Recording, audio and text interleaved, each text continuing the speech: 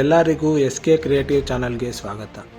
ಇದು ಪ್ರಸ್ತುತ ಜಗತ್ತಿನಲ್ಲಿ ನಡೆಯುತ್ತಿರುವ ಘಟನೆಗಳಲ್ಲಿ ಇದೊಂದು ಚಿಕ್ಕ ಭಾಗವಾಗಿದೆ. ಜೀವನ ತುಂಬ ಚಿಕ್ಕದು, ಅದನ್ನು ಎಂಜಾಯ್ ಮಾಡಬೇಕು ಎಂದು ನಮ್ಮ ಕಥೆಯ ಹೆಣ್ಣು ಮಕ್ಕಳು ಏನೇನು ಅವಾಂತರ ಮಾಡಿಕೊಳ್ಳುತ್ತಾರೆ ಎಂದು ತಿಳಿಯೋಣ. ಕಾರಿನಲ್ಲಿ 5 ಜನ ಹೆಣ್ಣು ಮಕ್ಕಳು ಟ್ರಿಪ್ಗೆಂದು ಹೊರಟಿದ್ದಾರೆ. ಆದರೆ ಅವರಿಗೆ ಯಾವ ಜಾಗಕ್ಕೆ ಹೋಗಬೇಕು ಎಂದು ತಿಳಿದಿಲ್ಲ. ಎಲ್ಲ ಹುಡುಗಿಯರು ಫೈನಲ್ BA ಓದುತ್ತಿದ್ದಾರೆ. ಇವರೆಲ್ಲ ಒಬ್ಬೊಬ್ಬರಲ್ಲೂ ಒಂದೊಂದು ಪ್ರತಿಭೆ ಇದೆ. ಆದರೆ ಅವರು ಈ ಪ್ರತಿಭೆಯನ್ನು ಕಡೆಗಣಿಸಿ ಜೀವನವನ್ನು ಎಂಜಾಯ್ ಮಾಡಬೇಕು ಎಂದು ಮನಸ್ಸು ಮಾಡಿಕೊಂಡಿದ್ದಾರೆ. ಯಾವುದಕ್ಕೂ ಅವರು ತಲೆ ಕೆಡಿಸಿಕೊಳ್ಳುವುದಿಲ್ಲ. ಹೊಸದಾಗಿ ಬಂದ ಪ್ರೊಫೆಸರ್ ಒಬ್ಬರು ವಿದ್ಯಾರ್ಥಿಗಳಿಗೆ ಈ ಡ್ಯಾನ್ಸ್ ಪ್ರೋಗ್ರಾಂನಲ್ಲಿ ಭಾಗವಹಿಸಿ ವಿನ್ ಆದರೆ ಒಂದು ಪಾರ್ಟಿ ಕೊಡ್ತೀನಿ ಅಂತ ಹೇಳ್ತಾರೆ. ಅದನ್ನು ಚಾಲೆಂಜ್ ಆಗಿ ತೆಗೆದುಕೊಂಡ ನಮ್ಮ ಹುಡುಗಿಯರು ಭಾಗವಹಿಸಿ ಮೊದಲ ಬಹುಮಾನ ಗೆದ್ದಿರ್ತಾರೆ. ನಂತರ ಅವರು ಪಾರ್ಟಿಯಲ್ಲಿ ಚೆನ್ನಾಗಿ ಡ್ರಿಂಕ್ಸ್ ಡ್ಯಾನ್ಸ್ ಮಾಡಿ ಎಂಜಾಯ್ ಮಾಡ್ತಾರೆ.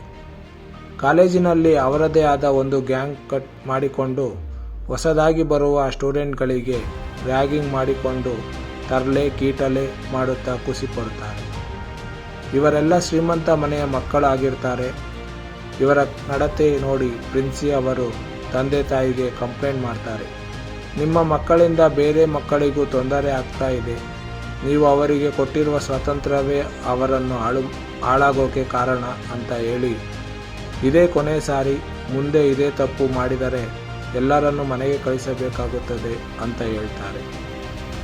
ಈ ಮಾತುಗಳನ್ನು ಕೇಳಿದ ತಂದೆ ತಾಯಿದಿರು ಬೇಸರಗೊಂಡು ಇವರನ್ನು ಹೀಗೆ ಬಿಟ್ಟರೆ ನಮ್ಮ ಕೈಗೆ ಸಿಗೋಲ್ಲ ಅಂತ ಹೇಳಿ ಅವರಿಗೆ ಕೊಡುತ್ತಿದ್ದ ಹಣವನ್ನು ನಿಲ್ಲಿಸಿಬಿಡುತ್ತಾರೆ.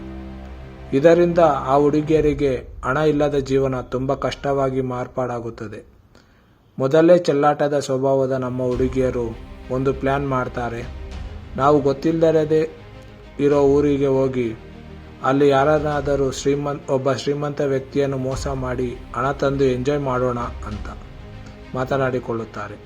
ನಂತರ ಅವರು 5 ಜನ ಸೇರಿ ಒಂದು ಹಳ್ಳಿಗೆ ಹೋಗಲು ನಿರ್ಧರಿಸುತ್ತಾರೆ. ಮುಂದೆ ಒಂದು ಹಳ್ಳಿ, ಅದು ಸಿಟಿಯಿಂದ ತುಂಬ ದೂರ ಇದೆ. ಹಳ್ಳಿಯಲ್ಲಿ ಶ್ರೀಮಂತ ಜಮೀನ್ದಾರನ ಮಗ. ಅವನು ಸ್ವಲ್ಪ ದಡ್ಡನಾಗಿರುತ್ತಾನೆ. ಅವನಿಗೆ ವಯಸ್ಸಾಗಿರುತ್ತದೆ, ಮದುವೆ ಆಗಿರೋದಿಲ್ಲ. ಯಾಕೆಂದರೆ ಅವನು ದಡ್ಡ ಅಂತ. ಈಗ ಆ 5 ಜನ ಹುಡುಗಿಯರು ಮತ್ತು ಆ ದಡ್ಡನ ಭೇಟಿ. ಮುಂದಿನ ಸಂಚಿಕೆಯಲ್ಲಿ ಊರಿನ ಜಮೀನ್ದಾರನ ಮಗ ದಡ್ಡ ಮತ್ತು ಈ 5 ಜನ ಹುಡುಗಿಯರ ಒಡನಾಟ. 2ನೇ ಪಾಯಿಂಟ್, ದಡ್ಡನನ್ನು ಹುಡುಗಿಯರು ಯಾಮಾರಿಸಿ ಹಣವನ್ನು ಸಂಪಾದಿಸುವರೆ. 3ನೇದು, ಹುಡುಗಿಯರ ಮುಂದೆ ಇರುವ ಸವಾಲುಗಳು. ಈ ಕತೆ ನಿಮಗೆ ಇಷ್ಟವಾಗಿದ್ದರೆ ಲೈಕ್ ಮತ್ತು ಕಮೆಂಟ್ ಮಾಡಿ. ಇನ್ನೊಂದು ವಿಡಿಯೋಯೊಂದಿಗೆ ನಿಮ್ಮನ್ನು ಮತ್ತೆ ಭೇಟಿಯಾಗುತ್ತೇವೆ. ಧನ್ಯವಾದಗಳು.